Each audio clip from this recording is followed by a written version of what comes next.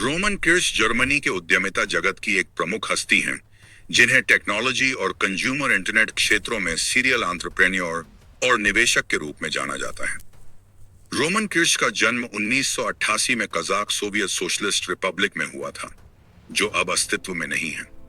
4 वर्ष की उम्र में वह अपने परिवार के साथ जर्मनी आए और हैम्बर्ग में बस गए। हैम्बर्ग में बड़े होते हुए किर्श ने कम उम्र में ही व्यापार और लेन देन में गहरी रुचि विकसित की। उन्होंने अपना उद्यमी सफर ईबे और लोकल फ्लिया मार्केट्स में स्थानीय दुकानों से माल खरीदकर बेचने से शुरू किया। कठिनाइयों के बावजूद, जैसे कि कड़ाके की जर्मन सर्दियां, इत्र जैसी चीजें बेचकर अपनी प्रारंभिक कारोबारी प्रतिभा को सिद्ध किया।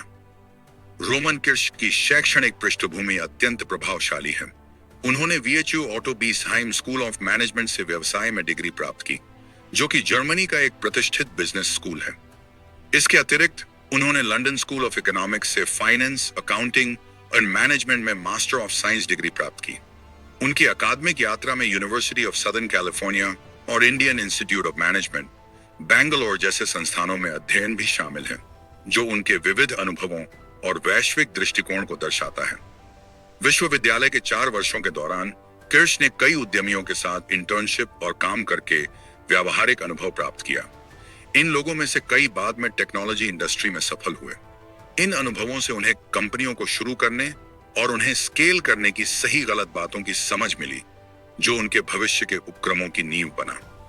इन अनुभवों से उन्होंने यह सीखा कि उद्यमिता की शुरुआत के लिए साहस और थोड़ी सी किस्मत काफी होती है।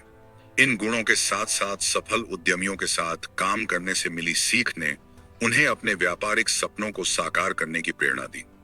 रोमन किर्श की उद्यमिता यात्रा बहुत ही कम उम्र में शुरू हो गई थी। केवल 13 वर्ष की उम्र में उन्होंने चीन से घड़ियां आयात करके व्यापार शुरू किया। उन्होंने अवसरों की पहचान और कार्रवाई करने की उल्लेखनीय क्षमता दिखाई। 2003 में मात्र 15 वर्ष की उम्र में किर्श ने हैम्बर्ग में एक स्मृति चिन्ह सुवेनियर की दुकान के रूप में अपनी पहली आधिकारिक कंपनी शुरू की। यह प्रयास उनके आगे के उपक्रमों की नींव बना और उन्हें व्यावसायिक दुनिया का अमूल्य अनुभव मिला। 2011 में किर्श ने कासाकांडा नामक एक फर्नीचर कंपनी शुरू की, जो बाजार में तेजी से लोकप्रिय हो गई। 1 साल के भीतर फरवरी 2012 में कासाकांडा का अधिग्रहण fab.com ने कर लिया, जो इतने कम समय में किसी युवा संस्थापक की सबसे तेज टेक्नोलॉजी एग्जिट में से एक थी। अधिग्रहण के बाद किर्श को फैब यूरोप का CEO बनाया गया, जहां उन्होंने कंपनी का विस्तार किया और फैब को $1 बिलियन अमेरिकी मूल्य की यूनिकॉर्न कंपनी बना दिया। हालांकि fab.com बर्लिन, जो कासाकांडा की कानूनी उत्तराधिकारी कंपनी थी, को बाद में कठिनाइयों का सामना करना पड़ा और जनवरी 2023 में दिवालियापन की प्रक्रिया पूरी हुई। यह व्यापार जगत की अनिश्चितता को दर्शाता है, जहां कभी-कभी सफल दिखने वाले उपक्रम भी समस्याओं का सामना करते हैं।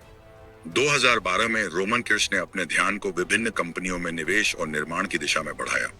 इस दौरान उनका एक उल्लेखनीय उपक्रम था अमोरेली, जो महिलाओं पर केंद्रित एक यूरोपीय लिंजरी कंपनी है।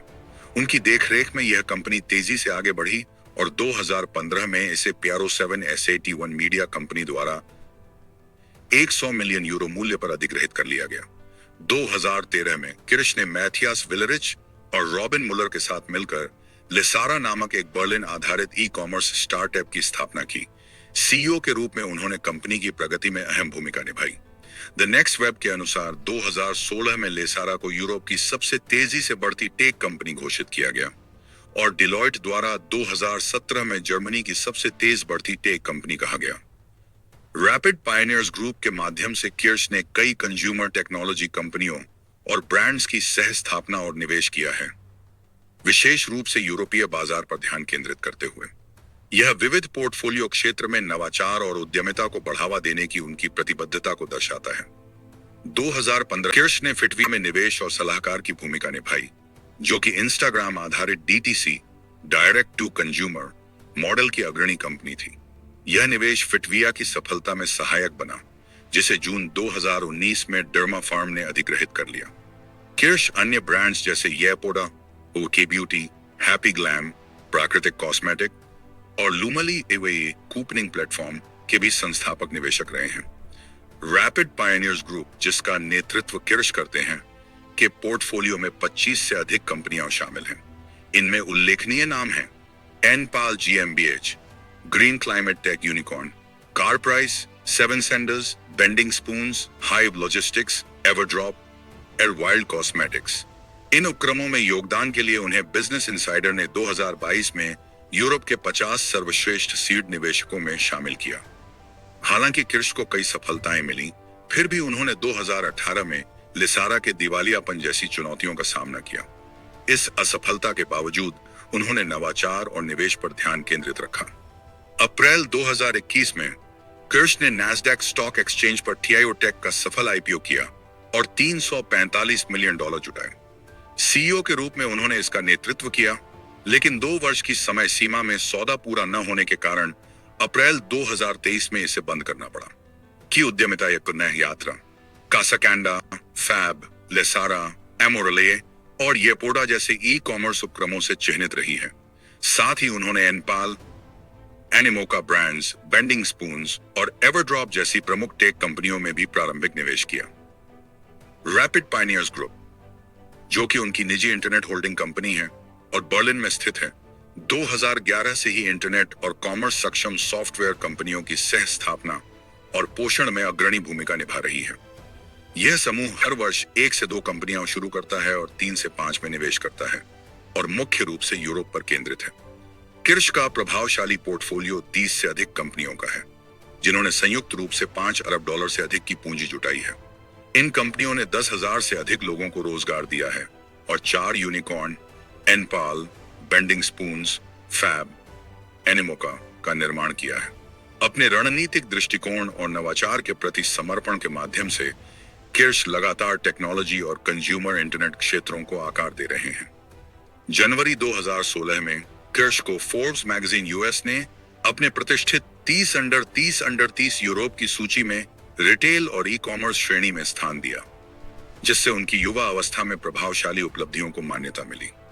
2017 में कैपिटल नामक प्रतिष्ठित बिजनेस मैगजीन ने उन्हें 40 अंडर 40 सूची में शामिल किया, जिससे उनके व्यापारिक प्रभाव और उपलब्धियों को और बल मिला।